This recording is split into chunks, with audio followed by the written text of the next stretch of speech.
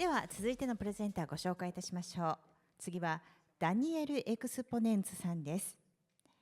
Next, we'd like to invite our next speaker, Mr. Daniel Exponent. Mr. Daniel, the floor is yours. Testing 1, 2,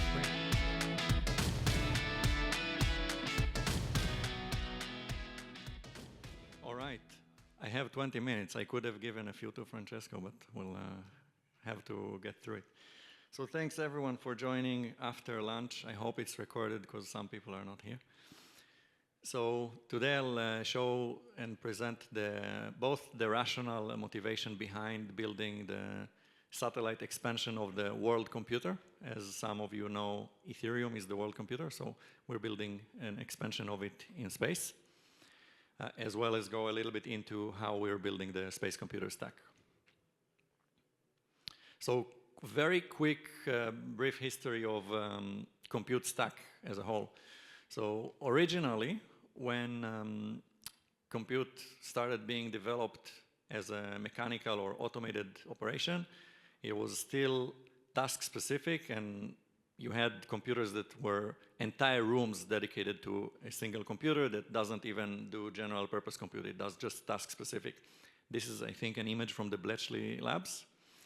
And not long after, Alan Turing came up with this concept of general purpose compute. So he basically took the rationale of using in those years electromechanical components to execute compute. The motivation behind his invention was to crack the Enigma code and win the Second World War. But I think that as a mathematician, a part of his motivation was to introduce this concept of general purpose compute. So essentially something that can be used for any piece of code, hypothetically. Then what further scaled this whole compute revolution was the invention of the solid-state transistors. So solid-state transistors allowed the miniaturization, the race to pack more and more transistors onto chips, and now we basically have like billions and billions of transistors in our pockets, and Moore's law is kind of getting to its limits, but yet we're inventing new generations of transistors. Afterwards came the high-level programming languages, which enabled people to not even have to be aware of how the actual compute happens at the machine level, and they could just write scripts, which is what we're doing today, and ultimately the graphic user interfaces and OSs, which is essentially like you don't even need to know that there is a code. You just click stuff and interact with it in the same way that you do things in life outside of compute. And then came the internet. This is two anecdotal moments of history from the internet. One is the IRC chats. Another one is, at the time, the leaked video from Pamela Anderson and Tommy Lee that became overnight the most viewed video in history at the time.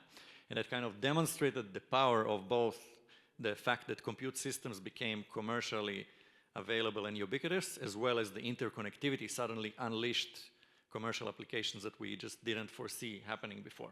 Definitely Alan Turing didn't envision that this would be the first application for the compute, I imagine. And over time, we became really good at digitizing trusted parties, which is already going towards the crypto side of things. So we essentially started having systems that provide us services, whether it's banking services, whether it's eventually e-commerce, social networks. And then rather than having to run servers on our own or operate website and offer services on our own in servers at home, we basically could rely on those very convenient entities that provide us with specific applications. But this also meant that we have a centralized trusted party. It was all looking good, right? Until it didn't. And basically, that was kind of the call to action to start what today we call crypto. That's the famous quote that is in the Bitcoin Genesis block, where the chancellor is on the brink of second bailout for banks.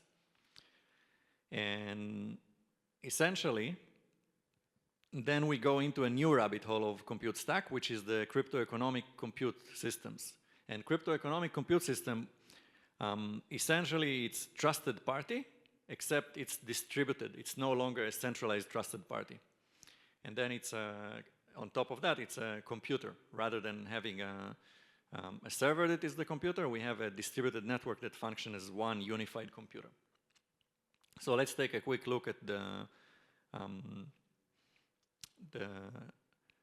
timeline of innovation in the distributed computer stack and how the trusted party served there. The first one was Bitcoin, obviously. Bitcoin was supposed to be a task-specific computer with a single application being money, so peer-to-peer electronic cash system. Nowadays, as we know, nobody really uses it for payments, but it landed on the use case of store of value. So today, Bitcoin essentially is a task-specific computer for gold, digital gold. Afterwards, there was some a bit more avant-garde and innovative approach, so similar to the concept of expanding from task-specific, Vitalik came with the idea of expanding the distributed computer into a general-purpose computer with Ethereum, so essentially a Turing-complete distributed computer environment. And we have all of the wonderful miracles that we're using today, whether it's DeFi, DAOs, NFTs, and all the shenanigans. And interestingly, since Ethereum, actually there wasn't something really novel that was invented, right? Like if it's the new networks that we're seeing out there, typically all that they tout is that they're faster, or they're cheaper, or there's better casino applications on them. But actually there's nothing really new, right? Nothing fundamentally new. So to that, 4 of the areas that I believe are massively under-addressed in crypto: privacy, which we'll talk about after this talk in a short panel; inclusion, so essentially accessibility to the frontier of global innovation and the economy for areas that cannot otherwise participate; resilience, so whether it's resilience from a game theoretic point of view, or if it's resilience from attacks and hardware vulnerabilities, etc. And then security, which kind of relates to it. Those are areas that are massively under-addressed, and we always hear about edge cases where they are constantly being exploited. So the question is the world computer the final frontier, or do we have more to explore? And my argument is that the next frontier is the re-acceleration of the space race. So if we're looking at only in the last 2 years or so, we launched more satellites into orbit than in the entire 50 years combined of previous century. So essentially, there's more and more satellites being launched, more and more applications being uncovered. And with the talk of Starship, recently we had the experiment of what was it called? Splashdown, I think, where they demonstrated recovering some of the boosters or what. We're talking about expansion of the payloads of more than 400 times, so like orders of magnitude.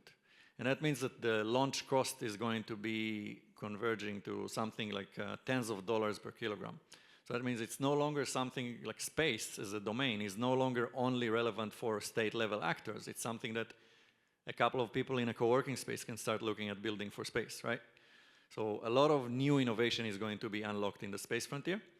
And some of the things that we're already familiar with, so whether it's GPS that everyone uses today, whether it's for location-based services and applications on your mobile, remote connectivity, so Starlink, Iridium. Personally, I live in a remote region and I rely on those services in order to connect to the internet. And by virtue of having those services, you suddenly have the remote regions of the world connected in a competitive way to the economy.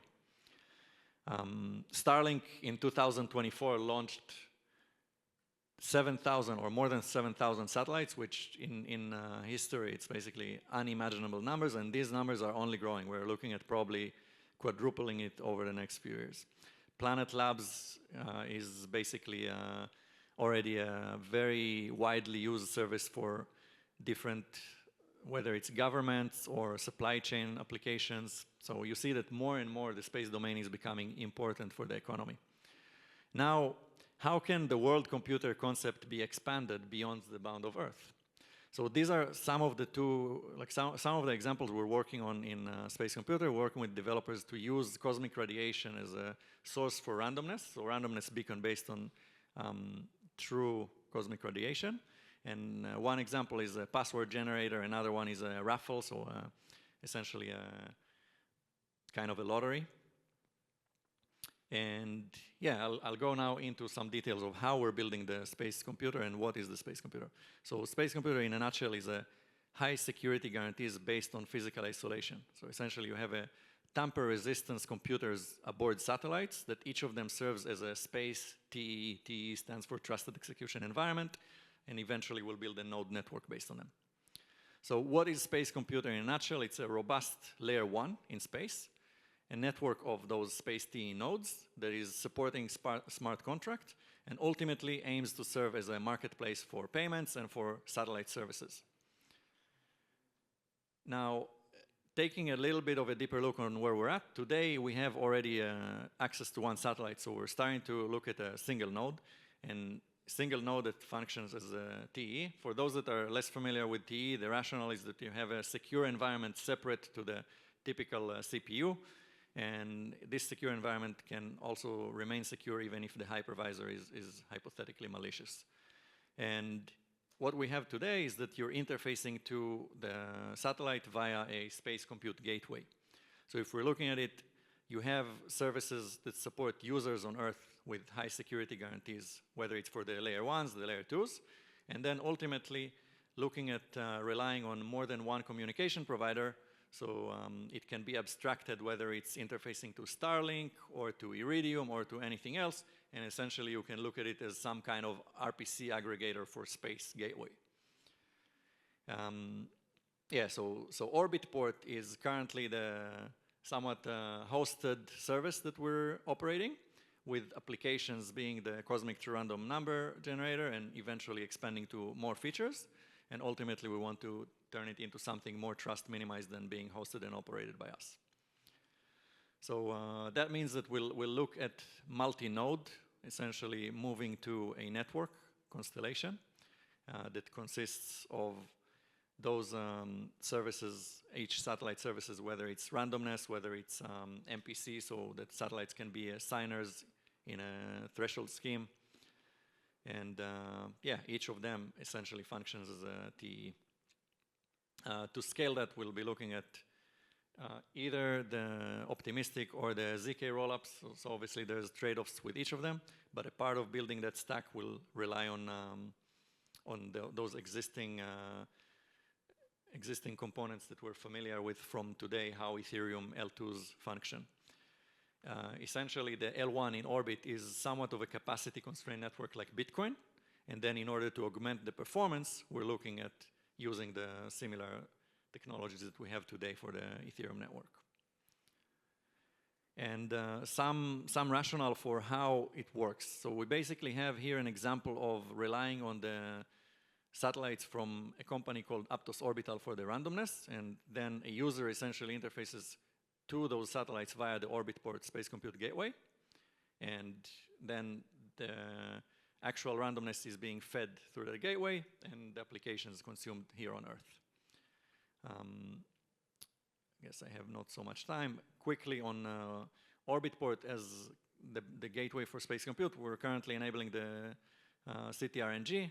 Ultimately, we'll look at custodial wallets, and then some of the interesting applications for people were network state. So imagine that you have DAOs that are domiciled outside of legacy nation states. Essentially, you don't have a country host for a jurisdiction.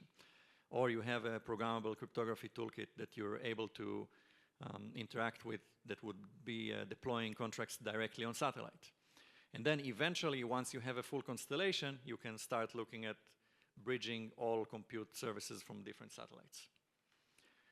These are some of the applications, so whether it's space vaults, DeFis and DAOs that are running on satellite I mentioned, and programmable cryptography. Some of the roadmaps, so with one satellite today, we're soon completing the specification for the protocol, so we'll be looking at how to actually operate a consensus and execution clients aboard a satellite, then build the Earth component stack for interfacing to it from Earth.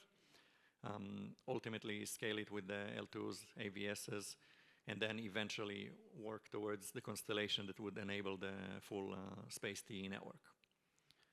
And yeah, with that, if you want to connect and you're interested, please reach out. I'll be here for the rest of the couple of days. Cheers.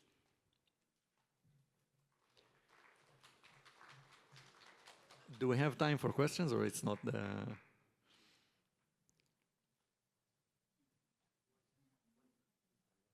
All right. You have some more time. So any questions? Not much. Okay, we can just move to the panel then. Thank you very much. ありがとうございました。